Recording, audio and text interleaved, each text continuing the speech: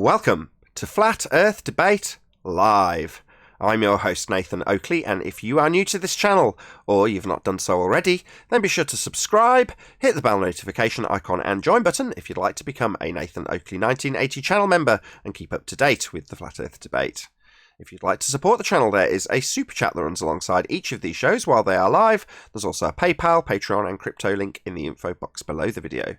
Most importantly, if you'd like to join the discussion, simply mute the page you are currently watching, then click the link in the info box below this video to join the panel and express your views on the nature of Earth.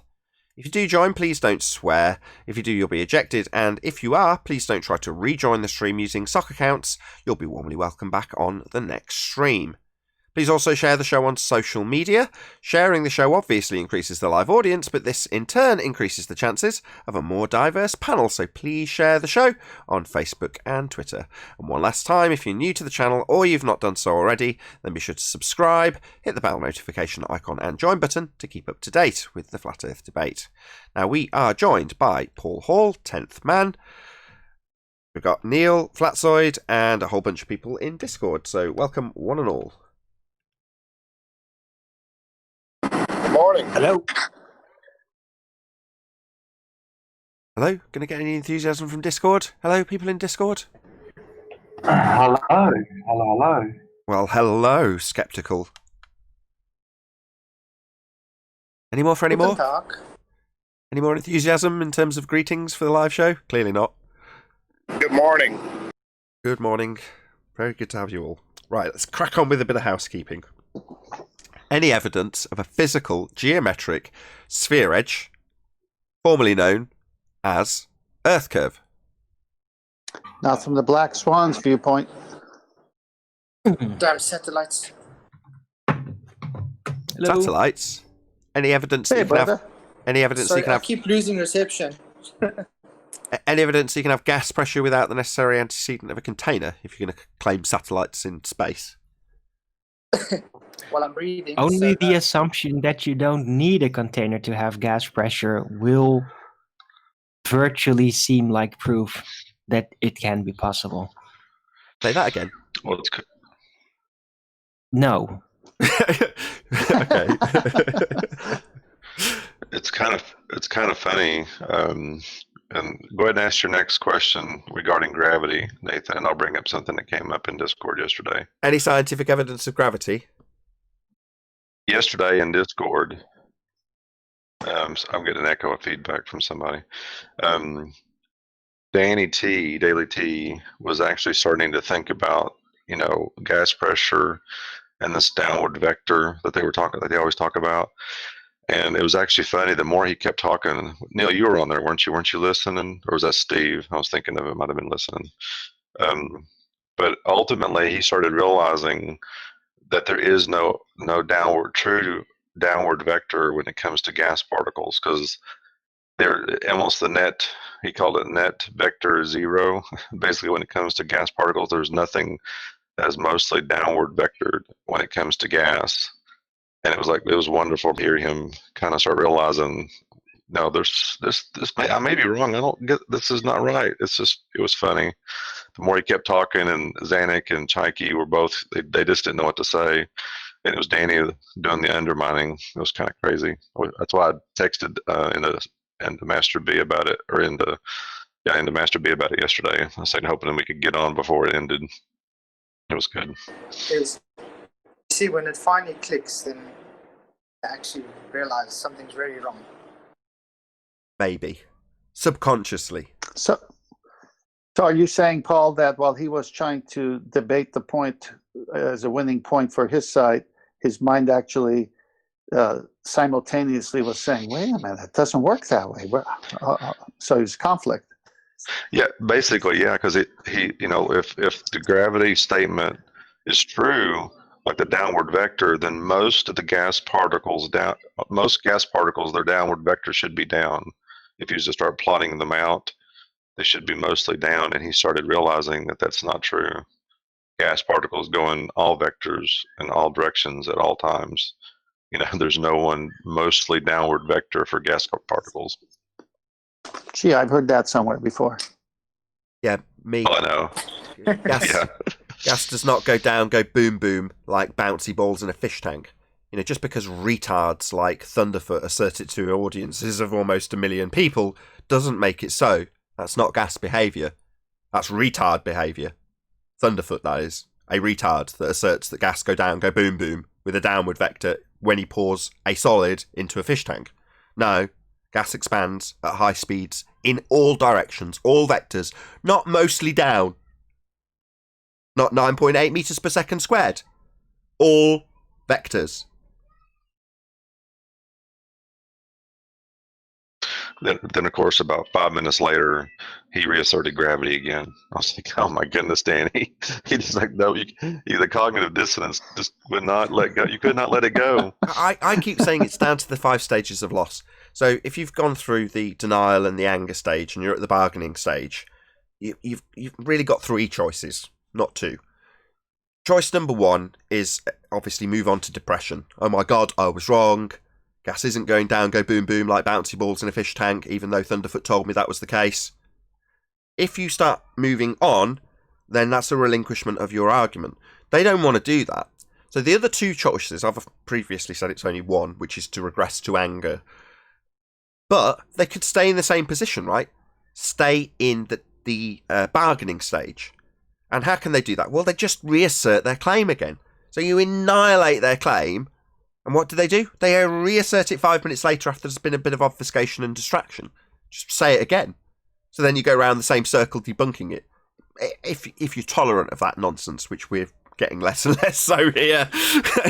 Don't let them reassert the same argument 10 times anymore. And that right there is the origin of you just don't understand. You just don't understand. We have to say it again and again and again. There you go. I'll repeat it so you understand.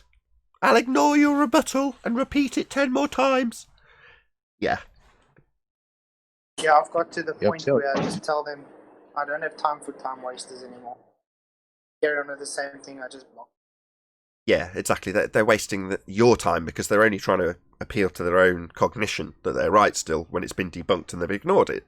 So by reasserting it, it's almost like it hasn't been debunked. Delusional. Moving on. Any single viable hypothesis from any of the fields of astronomy, cosmology, or astrophysics?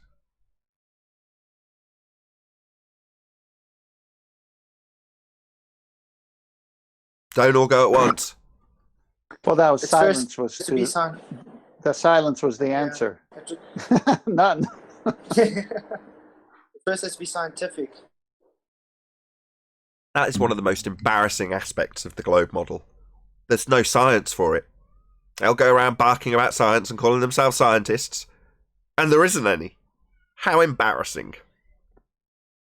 Can I talk about that part? I think that part we've covered before, but it's a good topic. You hear it on news clips on YouTube concerning the current situation. No one believes the science, or if it's global or climate change, global warming as it was once called, you don't believe the science. And we're just saying, well, show us the science. But then when they come to show the science, there's no science.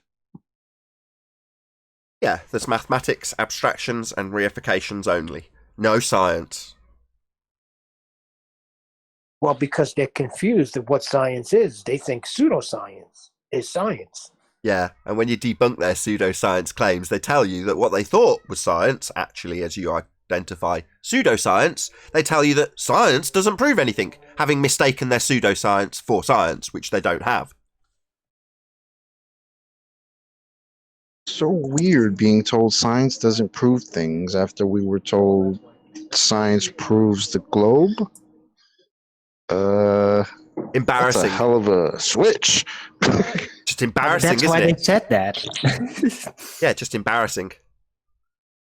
Hey, Adam, good to have you. Afternoon, everyone. You all right, guys? Very well, very well. Oh, Hello, Adam. good. I was Nottingham. Right. But Chocolate, it's exactly about that. Science proved the globe. Science doesn't prove anything. These two statements are basically a declaration. We don't know what the fuck we're talking about. Yeah. Same difference. Wow, that's true. Science proves the globe. Oh, but science doesn't prove anything. So you prove nothing. Awesome. Well, we proved So that they're telling. we proved they're science deniers. The globe believers. You know, Michael from Vsauce, declarations that science doesn't prove things. Yeah, it does. You just didn't have any. You only had pseudoscience that you believed was science. And your pseudoscience proves nothing. Science, on the other hand, has advanced humanity by establishing cause of natural phenomena. That's its purpose. It's empirical. It absolutely cause and effect relationship will be validated at the end by way of a hypothesis. Validation. Either your null or your alternative will be validated, proven. That's what it does. It's its only purpose.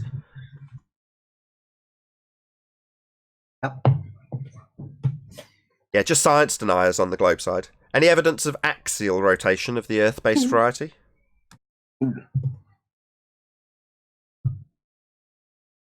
Nope. Again, about the science, by the way. Helium balloons. Could they be just called science revolutionaries? They're trying to create a revolution in science by literally undoing it. No, there's a term for it. They're pseudoscientists, and what they are claiming is pseudoscience. It's already defined. A claim of science where there hasn't been an application of the scientific method. That's pseudoscience. That's what they actually have by definition. Right, but they're not just wrong. They're trying to take it over. They're trying to take over the concept and replace it with their concept, with their pseudoscience. So doesn't that make them science revolutionaries? No, it makes them pseudoscientists, as it's already defined. Didn't I just say But that? do all pseudoscience do all think of of how think of how significant that is, though. Like, think of quotes like people like M. Scott Veach will say, "Oh, we don't need the scientific method." But like Nate said, pseudoscience has been defined, right? Any belief or that has been mistakenly gone through the scientific method. So they're vying for pseudoscience. They're fighting for it. Yeah, Almond's right. They say they have the higher science. See how they are taught when you're growing up. What you're taught, pseudoscience is actual science, but it's not. Because when you're taught, you actually just taught the empirical method is. Yeah, they've been told maths is empirical. And it's not empirical in terms of natural phenomena, the nature of reality, physics. That's a completely separate field. The maths, which is what they have. All right. So just because there's no proof of Earth rotation doesn't mean the Earth is not rotating, is where they'll go. Well, no, because they'll then go on to beg the question. If Earth's rotating, and Earth's atmosphere, oxymoron, is rotating with it, well, number one, that doesn't give you a 15 degrees an hour deviation as Earth rotates underneath, because they're claiming they rotate together, defying the claimed cause of the Coriolis effect they need to prove it's spinning. So they're immediately pissing in the face of their claimed proof that it spins. That would be Coriolis deviation at 15 degrees an hour as Earth rotates underneath. But they'll beg the question, well, if Earth's rotating and atmosphere's rotating with it, no, number one, you're begging the question fallacies thwarted by the fact that we've got multiple directions of surface winds. Also, it wouldn't give you 15 degrees an hour, the thing you need to prove it's spinning.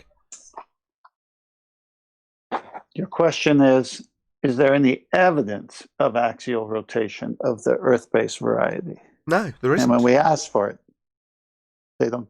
they have nothing. Yeah, there is no evidence of axial rotation. Any claimed evidence that they present, i.e. not actual evidence, just nonsense, like bullets and footballs that have the Earth rotating underneath them, would imply that Earth's rotating underneath an inertial reference frame. And that plane that you're travelling on would have its flight time reduced because if it's travelling west and Earth's travelling underneath it, as is required for that claim, then the flight time's going to be reduced. Well, that doesn't happen. Move on. Any evidence of the distance to the sun? Nope. But it's over there. And it has an angular size, apparently. And it has an angular position in relation to the observer. And that's the data we have. Plus lumens, the amount of intensity of light reaching the surface. That's a bit redundant. You said it's got an angular size, apparently. Angular size is apparent size, so it's got an apparent size, apparently. Well, apparently that wasn't technical. Apparently, I heard it too. I wasn't going to say. I know what you meant though. It's funny. So yeah, the sun has a not actual size. But it's asserted by the heliocentrists that it has an actual size based on an assumption that Venus has the same radius as the presupposed radius of Earth. Any evidence of the R value, the presupposition of Earth radius? Black Swan. Refraction. Refraction But in their Nathan, model requires if you go R. in one direction about it? continually, you'll end up at the same spot again. It's just in one direction. Oh, wait, the other two, east or west. Arwin said a little delayed reaction to the axial rotation question. Go ahead, Arwin. But but this is an R1, so how else can you... An R1? R1? Just don't rumpus him. Hold on. Go ahead, Arwin. This is an R-based proof. That's not really proof. But if you go in one direction, and you don't necessarily presuppose that you're moving in a circle, which would, then you would actually rotate slightly towards one direction if you'd be moving east or west, and you end up at the same spot. Now, a lot of globers can only imagine that is only possible because, it's on a sphere. They can't imagine that to happen any other way. Unless, if a standard flat earther would suggest, but it is in a circle on a disk, for which there's no real proof either that the equator line is circular. So it's a bit of a complicated question. It still doesn't prove an R, though, in a direct sense, but it does open up like this corner, but why is that possible then? That's a good point. Did you say equator line there? I was just about to say, Adam, that's a very good point, Arwin. If you don't know the layout of the map and where it actually is, and what they give us is a spherical representation that's then transposed incorrectly onto flat maps as global projections, how are you supposed to know that the sun does actually move in that circular trajectory? How do you know that is actually the... I've never even thought about it. How do you know it's in a circle? Well, it's in a circle on the AE map. So what? Didn't used to be.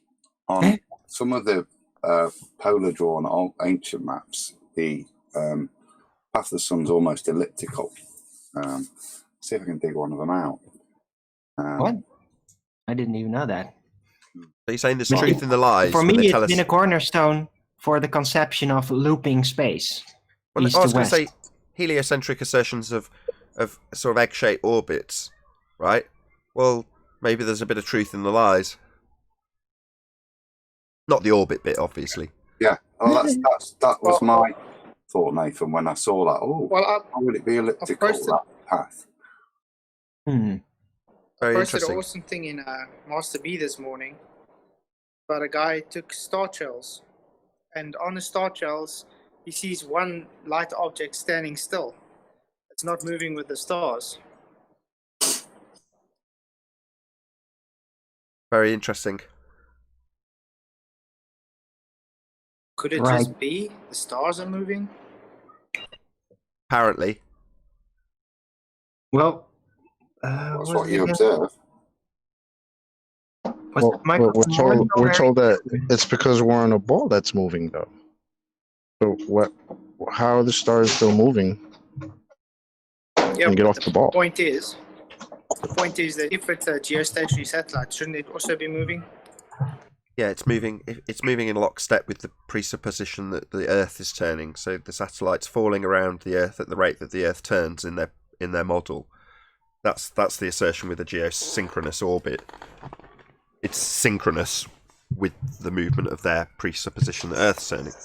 But yeah, you're right. You'd still see that light moving. No, would you? No, it Maps stays. up, Nathan. Say again. The maps up. Oh wow. What is that? It's quite an interesting old map. It's a British Empire map. Whoa. That's just it. That's a really big Australia. I've got it bigger now. Can you get it back up, please, Adam? Yeah.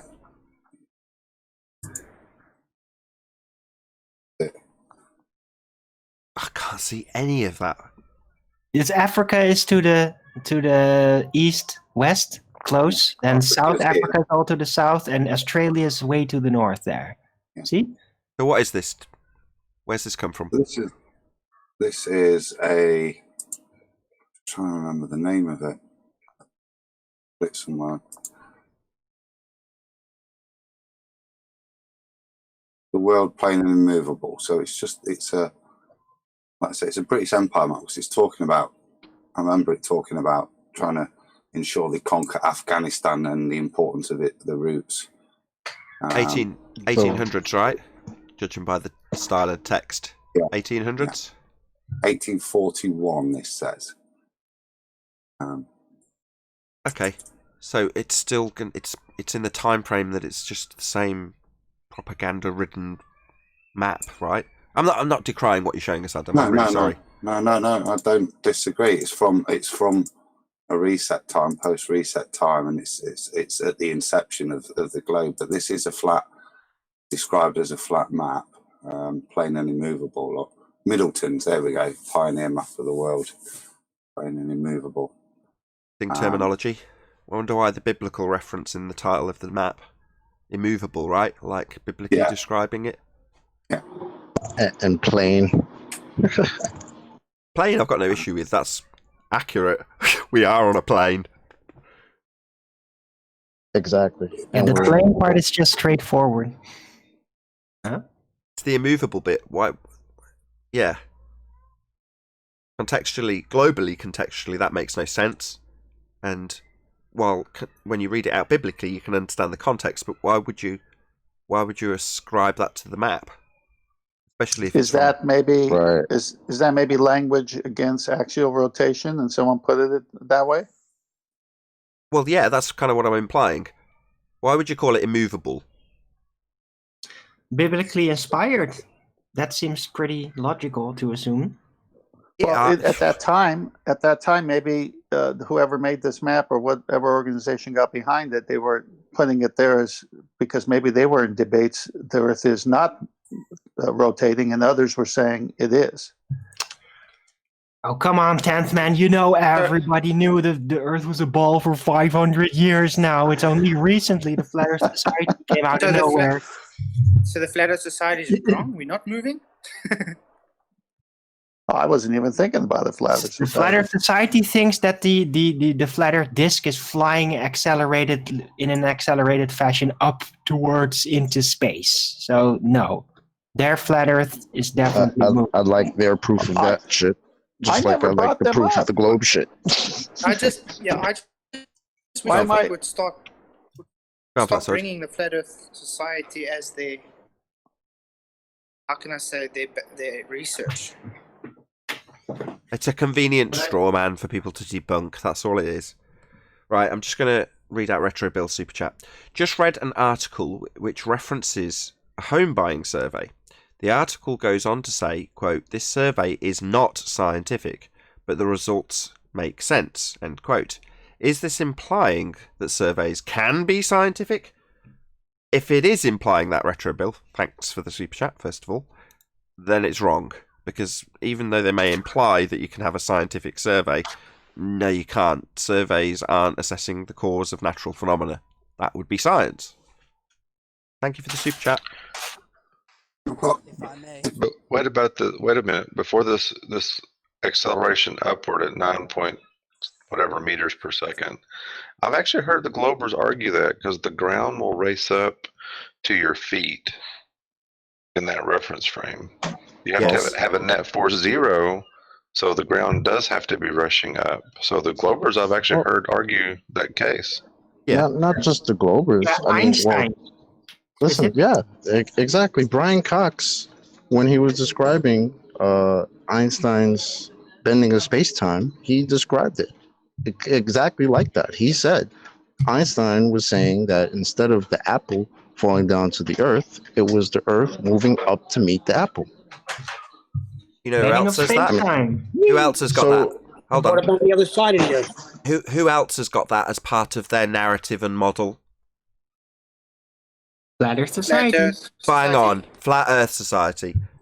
right? So this sir. useful straw man that's presented as what we call controlled opposition, Flat Earth Society, has useful arguments for your average layman to debunk, but also plants the seeds of space and gravity as part of their rhetoric, not our rhetoric. Controlled opposition rhetoric. I'll see if I can find it. Give me a sec. Same rate too. Earth moving up as a disk with water spilling over the edge at 9.8 meters per second through space. That's the Flat Earth Society model. Something we do not in any way adhere to. Models are pseudoscience, space is fake, gravity's a reification fallacy. So we don't buy any of that nonsense. But if you're a Joe normal and you come across Flat Earth, you type it into a search engine, you come across them, you can quickly have a glance through some of their arguments. Some of them are fairly decent arguments. But like any controlled opposition, they can't base it all in total lies. They've got to give you some slither of truth, otherwise they won't seem credible. That said, some of their arguments will just be the useful strawman arguments they want flat earthers to have. Horizon arises to eye level. Not pointing out that the horizon's reified into a physical sphere edged by globe heads. That's what we do, because we're actually debunking the globe and not claiming reified models that we cannot possibly live on. We don't live on a model. If I could read this paragraph from this map, it kind of sets it into context. It's saying the same thing. I'll just read this first bit.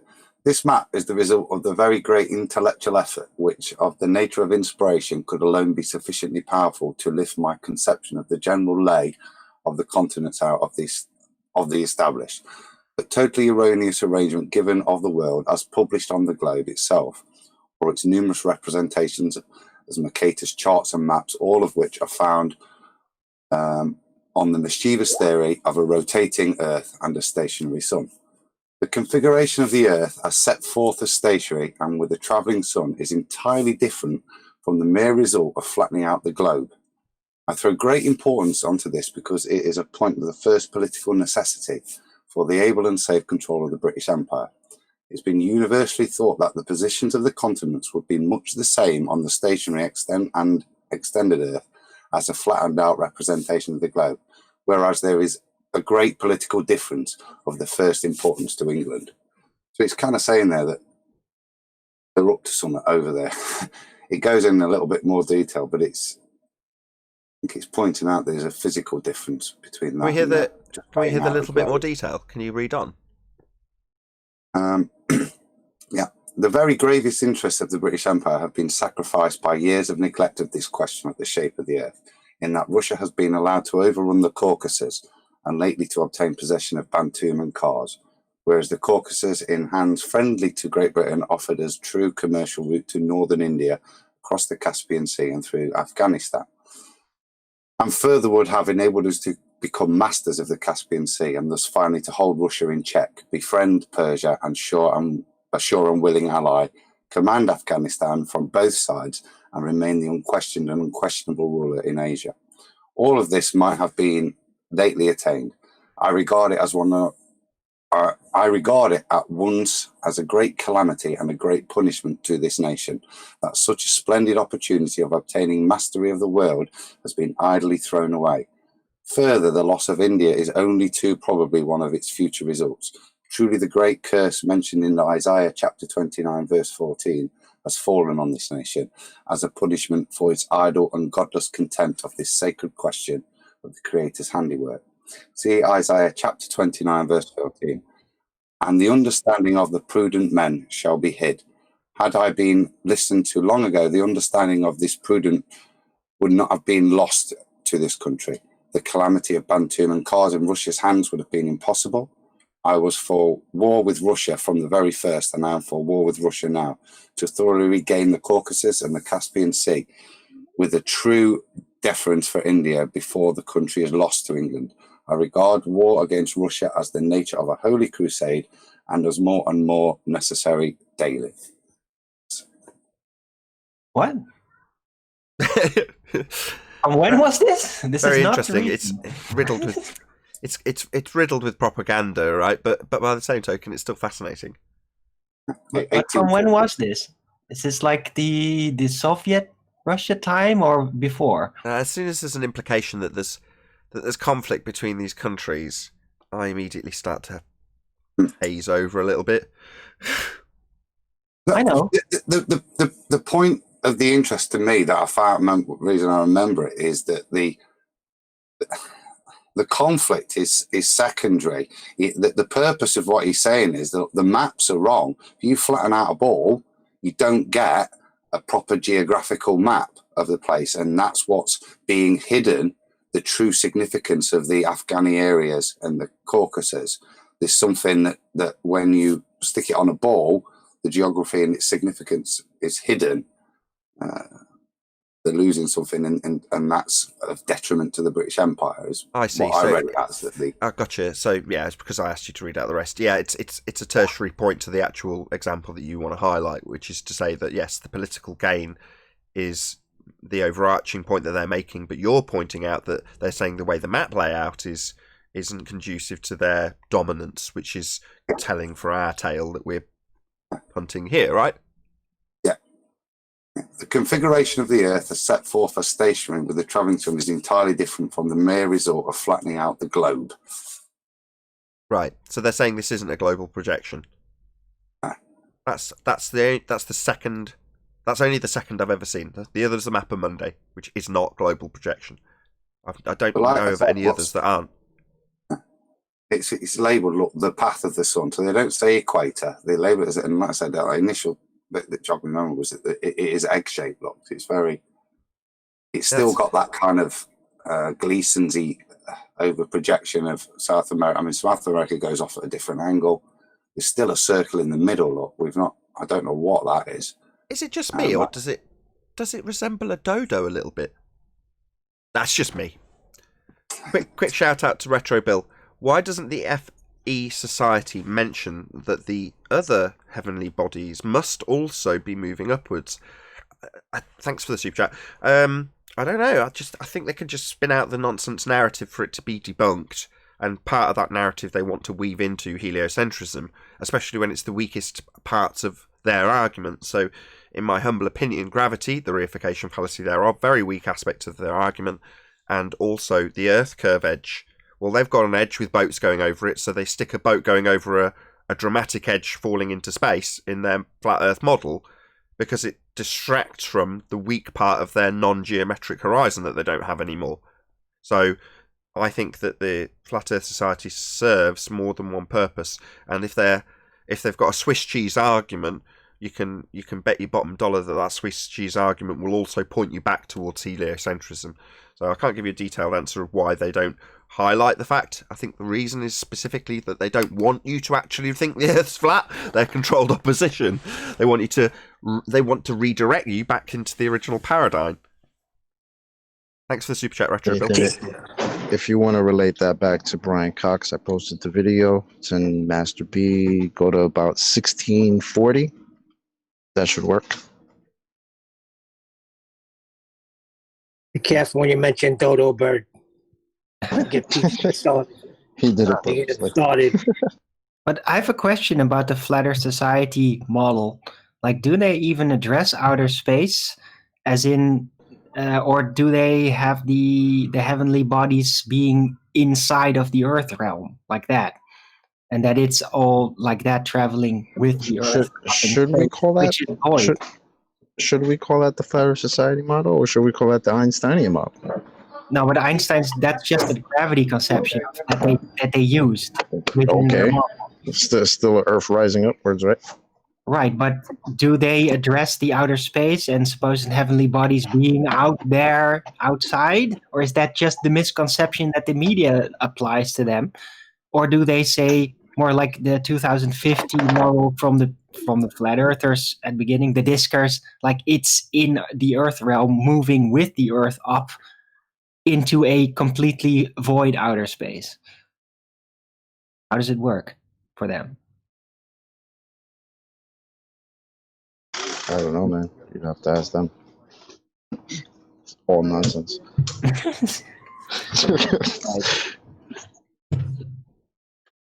Nobody knows? No, none of us are like experts in the controlled opposition narrative. We just know where it's nonsense and where they're utilising heliocentrism to weave their narrative of flat Earth that isn't us. Maybe Mark Sargent would know. Nathan, did you find the video? Couldn't find it. I didn't know what you were referring to. Oh no! Remember Brian Cox talking about the Earth moving up to meet the apple? Yeah, that's Okay. what I posted. It's in Master B. Is it? Or did I put it in Ballbusters? I was going to say I couldn't see it at 1640. Have you just posted it again though? Is this what you've just posted? Master B. Yeah, the last thing I posted. Okay. Is it time stamped or? No, just There it is. you gotta go to 1640. Basically. Okay.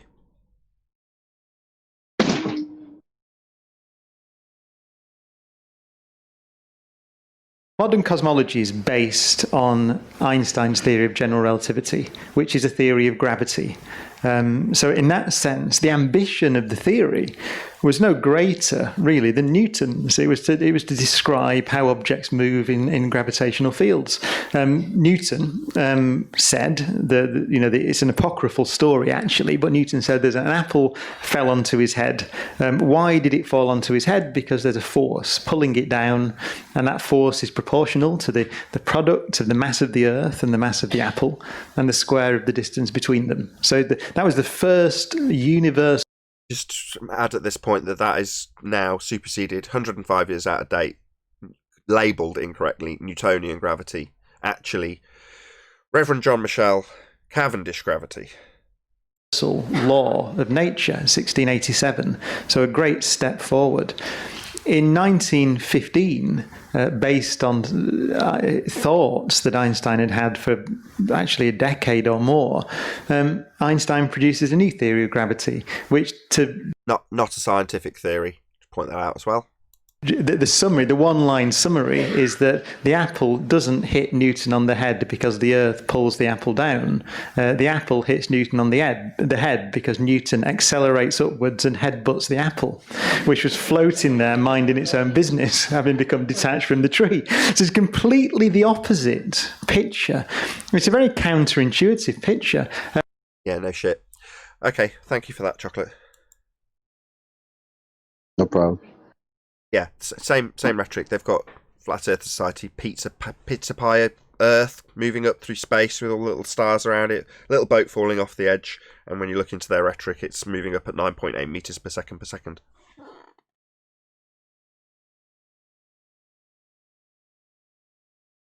Yeah, total nonsense. Counterintuitive. My favorite part was when he said, based on the thoughts of Einstein, not based on scientific experiment validated.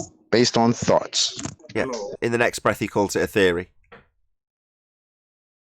Not a theory. Well, you do know that Einstein's imagination is scientific to them. Well, yeah, yeah, but it isn't. So a theory, when you're talking science, is a collection of validated experimentations or validated hypotheses to form what is known as a theory.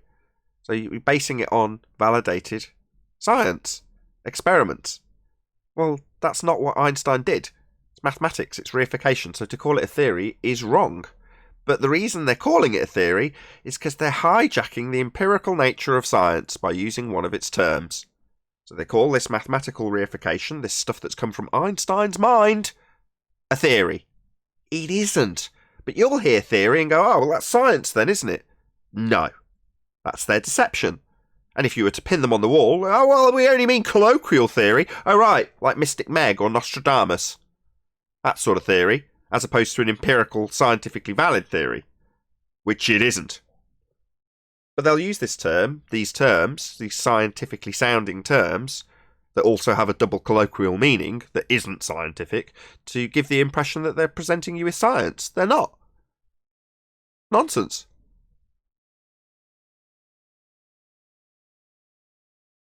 Got one more housekeeping question. Any evidence of a self-perpetuating molten iron core at the centre of a presupposed spherical Earth? No. Not even a little bit.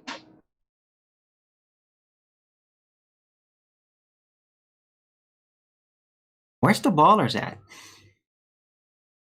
Very quiet in Discord just Still generally looking today. for that curvature. Started off really busy before I even started the show, and it's got like less and less participants as we've gone through the show. Well, Also- Virus is in chat, and I'm going back and forth. He's still got dementia about this whole flat Earth, and he says, "Prove it." I said, "Use your eyes." If you follow the chat, you can see how silly he's sounding. Come on the show, Virus. Don't encourage him. Why do you want him here? What you guys said? Where are the ballers? I'm telling you, they're hiding in chat. I didn't say that. I That think was Arden me. said- Nathan never says that because he's got his feet up and he's relaxing. But I want to hear an argument. Where are they? Bring that New York spirit. They all got black swan phobia. Maybe. You know what? You know what I realized?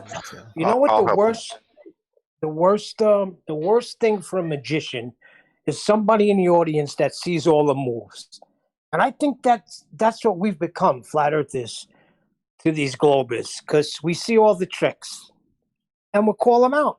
So we're annoying to them. We're spoiling the show, man. Yes. We're giving away the ending. That there's really no globe. Shh. That's a good Yeah, description. we see the tricks, even in that thing when he said it's a mind in Einstein's mind. It was his thought. But that's Yep. not science. Nope. And then you know how he goes to connect it to science? He starts talking about the ISS and the people floating inside it. Isn't that wonderful? Right, but we see the magic trick, so we call it out. I realize that's why we're so annoying to ballers. Yeah, because they've learned all the tricks. They've Yeah. learned all these magic tricks. Half the time, they didn't realise they were learning magic. They just knew that they used these words, and people nodded along and gasped and sighed at the amazing world of heliocentrism that they were very educated in, and they probably gained respect for it. And then we come along and go, yeah, that ain't science. No, let's point out what science is. Me, the flat earther, the one you feel is justified in being ridiculed, is going to now tell you what science actually is. And you're going to kick off, and you're going to cry, and you're going to cry foul, and you're going to moan. But ultimately speaking, a flat earther who you think is worthy of ridicule is going to point out factually accurate details about what science really is and how you don't have it. That's painful when what you thought you had was science, and we point out it's just a magic trick. Let me give you. They realize their word doesn't work anymore. Abracadabra. Except let me the new version of that is gravity. On that point, Chocolate, let me give you an illustration of how insane they are. They say if you put a bucket over your head and grab it by the handle, pour water in it and spin it, that proves gravity. I said, well, you say we live on a sphere. Why don't you put a sphere on your head with a string tied to it and put water on it and see if you even can get it to stick on it and spin it, and what's it going to do? Go outward or inwards? This is how stupid they are. Yep. That's a magic trick, another magic that's trick you. that allowed them to believe this word, right? That's called gravity, aka abracadabra, right? Yeah. But then when you try to relate that to reality and ask them, hey, where the side the bucket has sides and a bottom. Where's that on the earth? That's when they lose their mind, right? Yep. With Sesame Street, it's a la peanut butter sandwiches. I remember that. A la peanut butter sandwiches. In the meantime, Professor Phil Bell is right now in chat complaining that it's so annoying and that it's unfair because Flat Earther never come on baller shows. Like, Professor Phil Bell, why don't you get on this show and actually defend your ball? Just We exposing the fake magic. Just Why Phil. do ballers need shows? I don't understand. If the world is a ball, It would just be a ball. You wouldn't need a show to try to establish to everybody what they already believe. Let me get it straight. His criticism is some individual people's attendance of the opponent's side's broadcasts, as opposed to demonstrations of gas pressure without the necessary antecedent of container, scientific evidence of gravity, a demonstration of the R that he has made public videos declaring is a presupposition that they just assume. Yeah, he's not got any of that. He's got criticisms of our attendance of other people's shows. Yeah, maybe he doesn't appreciate that. Number one, I have been on plenty of other Ballers shows. I've got them in playlists. You can go and check them out. I go other places. What I found when I got there was that the fundamentalist religious zealot mute button was very much in effect, and I didn't get an opportunity to make my arguments nice and concisely to an audience. So I chose to run my own platform. If you can't beat them on their own turf, set up your own football field. So that's what I did. This is my stadium.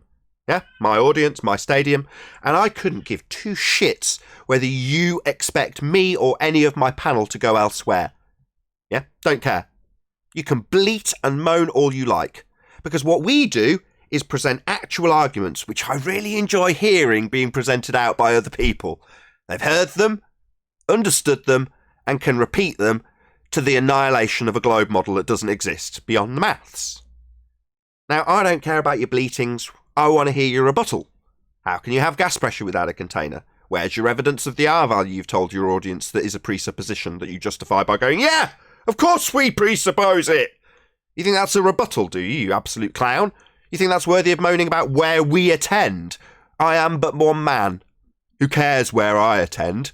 Your world's fake. Think it matters where Nathan Oakley attends? Yeah, when you've got nothing, it matters where Nathan Oakley attends. It matters to him. Well said, Nathan. And by the way, Nathan's undefeated at home, and he's undefeated away. Of course, he has the truth. I would say flat Earth is undefeated, being that there's no measurable curvature. Hold on, Apprentice, you're a bit low. Correct. That was just Hold on one sec. Nathan. Just one sec. Go ahead, Apprentice. You hear me? Yep. Hello. Am I loud enough? Yep. Just, the atmosphere and the gas pressure gets thinner and thinner as it goes up. Can we recreate that in an experiment? Like have a chamber and different layers of pressure in the same chamber? Bottle garden. So is that? It's a dynamic system like we have here. It's just scaled down.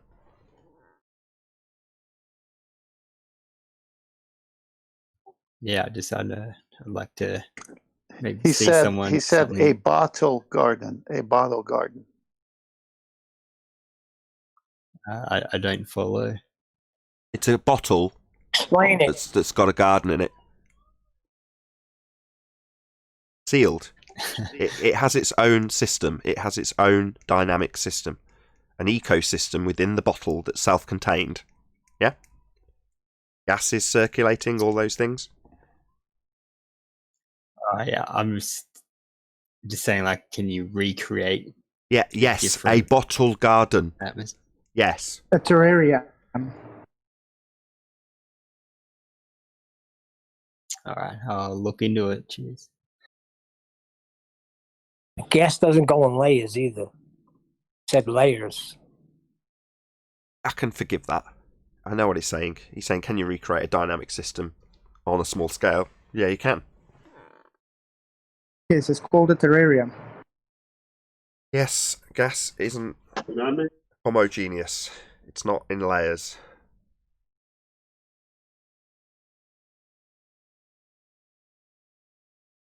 It sounded like he was asking, can you demonstrate a pressure gradient in a container? Yeah, that's what it sounded like to me. That's not what he asked, though. Did you want to?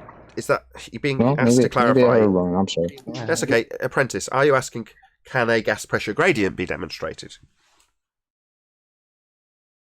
Yeah, pressure gradient, just like the atmosphere, how it gets thinner and thinner as it goes up. I think that can be recreated on a small scale. Yeah. So Zachary Zabala, Good Times for All, has recreated a gas pressure gradient in a container, heating one bottom, cooling the other end, with high pressure and low pressure existing simultaneously in the same container.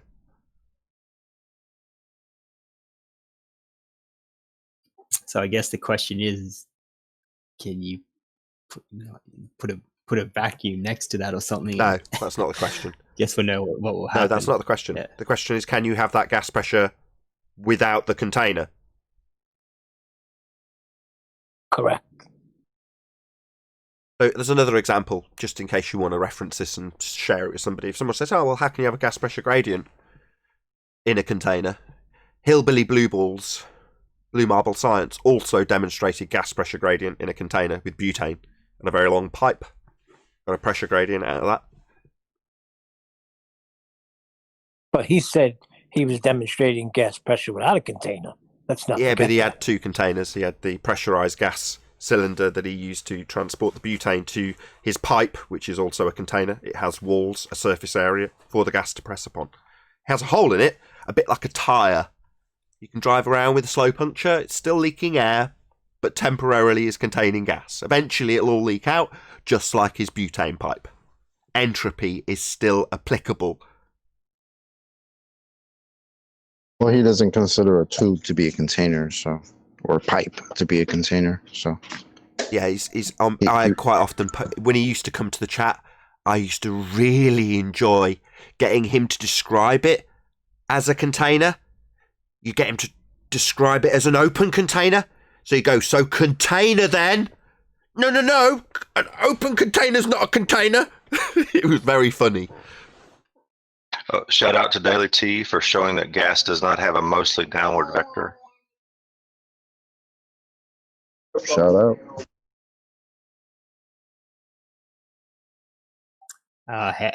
Did he demonstrate that? I'm sure Zanuck is not very happy about that.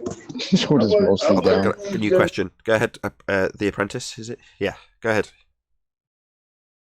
I just said he's shown it didn't have a downward vector. I just said, how did he demonstrate that, or how do you figure that out? Well, he discussed it, and actually Zanuck and Chaiki both were silent in Danny's discussion. And even Danny started realizing, hey, I think I may have just disproved gravity. And we go like, yep, sounds like it. So it's just him trying to do the calculations on the vectors of all the gases.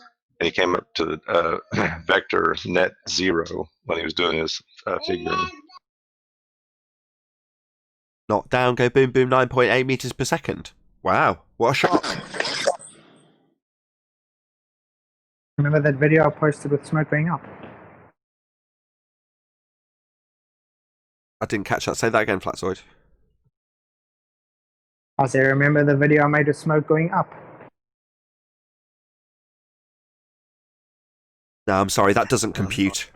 9.8 meters per second downwards only. So I didn't see it, it didn't happen. I'm a globehead. Gravity. I'll just reassert my claim again.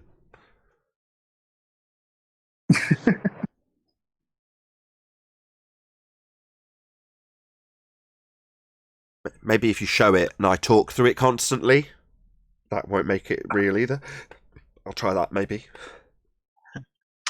Well, Nathan, the cognitive dissonance in the ballers is so strong because you just gave an example of a tire with air pressure in it, and the pressure of air was caused by the tire being a closed system around the rim. Now, if you put a hole in that tire, depending on the size of the hole, it might take a week to come out, or if you put a bigger puncture, it immediately comes out, and you're on the side of the road with no gas pressure in your tire. Now, these ballers can see that. They have cars, they have motorcycles, they've had bicycles when this has occurred, and yet their cognitive dissonance is so strong that they actually think the Earth is surrounded by air next to an open space that's a vacuum with no barrier whatsoever. This is the level of insanity. Yeah, it's pretty bonkers looking in from the outside. And they always talk about the force, but that's, it has a force acting upon it. What force would that be? What force? That's what I want to know. Exactly. round in circles we go. That was an answer. What force would that be? Gravity. Gravity? That's not a force.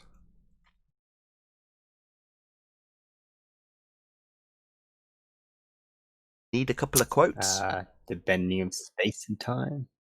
That's not a force. The concept. It's a concept. It's a concept. Yeah. I mean, I could quote Brian Cox. We had him on earlier. There isn't really a force of gravity at all. No, that's wrong. I'll paraphrase that. Gravity isn't really a force at all. End quote. Professor Brian Cox. Eric van der Linde. Gravity is not a force. Yeah, or George Musa. There's hundreds of them.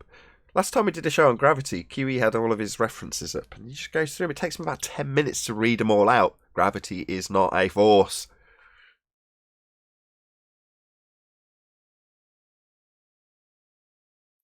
What does Neil deGrasse Tyson say? He's like, it's not a force, but we interpret it as a force or something. Yeah, you can think of it as a force. We interpret the effect as a force. Yeah, but I can give you permission to think of it as a roast chicken. Does that mean it's a roast chicken? Because I've said you can think of this conceptual medium being bent as a roast chicken. Interpret? That doesn't sound very scientifically validated. Phil Bell says emerging. Just sounds like emerging from where? I don't know. Concept? I think I pressed 5 to flat Earth off.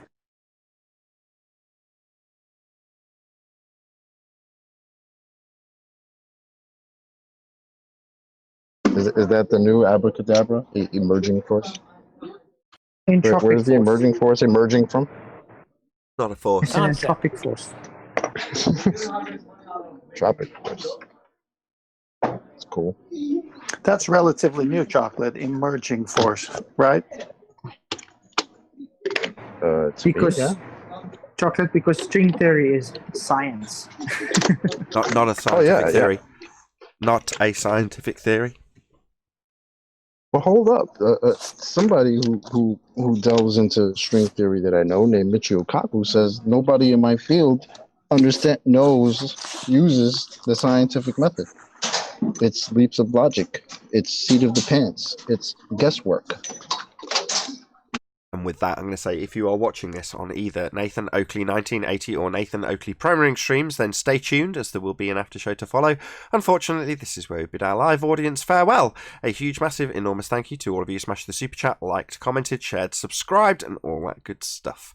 Obviously, a massive thank you to today's Discord and G+ panels for making today's live show possible. Once again, stay tuned if you're watching on either Premiering stream. I've been Nathan Oakley, and I'll see you all in the next video.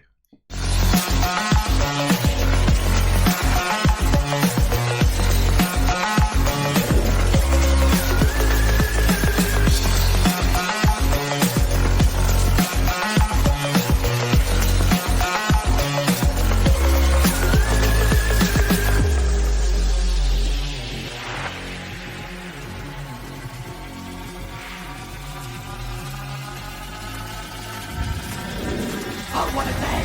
What a lovely day!